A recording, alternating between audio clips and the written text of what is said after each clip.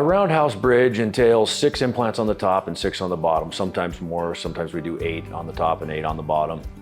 It's then affixed to the prosthesis, which is a round bridge that does not look like or feel like a denture in any way. It's a set of 16 crowns that are affixed to one another and then attached to those 6 or 8 implants. It cannot be removed by the patient, and it's a great way to go if you're really nervous about wearing a denture and have palatal coverage.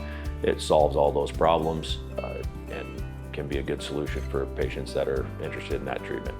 The other advantage of a roundhouse is that it removes the palate and the lingual flanges off of the dentures, as if you were going to have the full mouth restoration with just dentures. Those components are not left on that restoration, which gives you a lot more room to speak and function and feel more like natural teeth. It's actually the closest representation of natural teeth you'll get if you're going to have all of your teeth extracted and need a prosthesis placed.